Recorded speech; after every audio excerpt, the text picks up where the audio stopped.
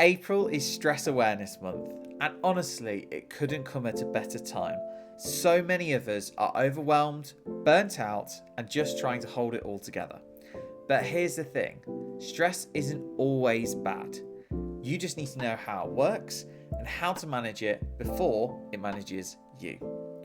So what exactly is stress? Well, stress is your body's built-in alarm system. It's how we respond to any demand, challenge, or pressure, whether it's a deadline, a tough conversation, or even in a traffic jam. It's not a weakness, it's survival. It shows up in the body, faster heart rate, tension, shallow breathing, and in the mind, potentially anxiety, irritability, and also brain fog as well. And there are two main types of stress that we see. Acute stress, which is short bursts like public speaking or if you're running late for an appointment, but also chronic stress, which is long-term exposure like a toxic job or financial pressures. Stress is a signal, not the enemy. It's the body's way of saying, pay attention. Here's a twist though. Stress can actually be good. Enter the inverted U theory, also called the Yerkes-Dodson law. Imagine a curve at this point, and I'll try and show it on screen if I can. No stress, you're bored, disengaged, and you're underperforming as well. A little stress, you're a little bit sharper, focused, and motivated. And then we go to the far right of this, too much stress, being overwhelmed, scattered, and shutting down. There is a middle zone. That's where we thrive. Athletes feel it, leaders feel it, and you can feel it too. It's not about eliminating stress. It's about staying in the zone where stress works for you and not against you. But when stress turns to burnout, what happens when the pressure doesn't stop? When the nervous system never gets a break? This is when stress turns bad. Sleep can get disrupted, you have energy crashes, mood spirals, you snap, you shut down, and you burn out. As I said, stress isn't bad, but too much and for too long without recovery, that's when it starts hurting and not helping us. Chronic stress hijacks your body and your brain. You go from responding to just reacting. There is something as well which I want to touch upon, and this is a metaphor I love and a tool that I love as well, the stress bucket. Every stressor, big or small, drips into this bucket. Emails, noise, deadlines, relationships, anything that you feel like you forgot you were worrying about. And it all pours into this bucket. And when it gets too full, it overflows. And that's where the burnout, breakdowns, or just feeling numb can come from. But the thing is, you can add taps to your bucket. Some of them are healthy. Plenty of rest, movement, breathing, joy, and having boundaries as well.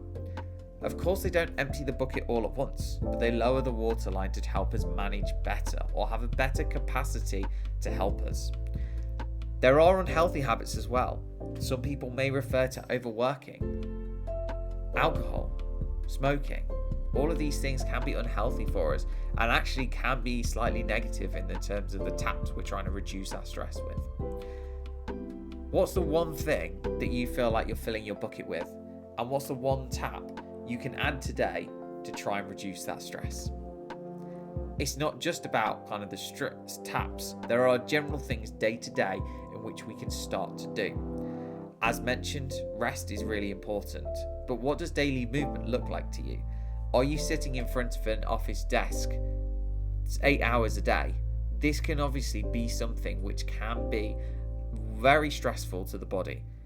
Movement itself is going to help reduce that tension in the body. Deep breathing or meditation is a really good form of trying to reduce how the body is responding to stress. It doesn't eliminate it, but of course it can help. Saying no and having those boundaries are really important too. Journaling can be a really helpful element in which to look at how the body may be responding and how you may be responding. And it may be a really good thing to be able to notice stress much more quickly.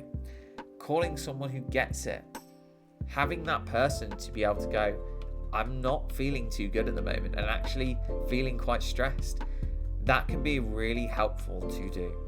And know your signs. Something called a stress signature is what that could be. Is it that you feel tension in certain areas of the body, headaches, particularly higher on mood swings? Those are not malfunctions with the body. Those are messages. You can't always remove the stress, but you can change how you carry it. It might just not be a personal thing though. The truth is that it could be cultural. We live in a very high pressure world, the always on mode, and no boundaries and no space to breathe. And that some of it has come from remote working. Even though you're contracted 9 to 5, you'll still get that odd email before 9 o'clock. You'll still get that phone call or meeting booked in after 5 p.m. It makes it a lot harder to be able to have those clear boundaries between work and life. And I don't think it's getting any better anytime soon. It's exhaustion disguised as work ethic, which shouldn't be the case. If the workplace glorifies burnout, ignores well-being, and avoids hard conversations, then no matter what you try and do, it will not really help you. It's not just what you carry, it's who hands it to you and how they expect you to hold it as well. And this is where the whole message of this month is come in, which is leading with love and changing culture. Culture isn't what's written on the wall, it's what happens in the hall. So how do we change this? By leading with love. Leaders want to model boundaries and not burnout. Check in with people. Don't just use them as checkbox exercises. Reward rest and not just output of your team. Make room for hard feelings and create a psychological safe environment to work in. So some of the questions you can ask your team include, do you feel safe to be here? Is it okay for you that you're to say you're not okay? Are we leading with empathy or fear?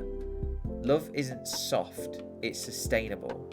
And the most powerful culture shift begins with one moment of care. This Stress Awareness Month, choose one thing. Take a breath, say no, ask for help, check in on someone, and build a tap for your bucket. Let's stop wearing stress like a badge. Let's treat each other and ourselves with more love, because stress doesn't have to run your life. Let's change how we carry it, and let's change it with love.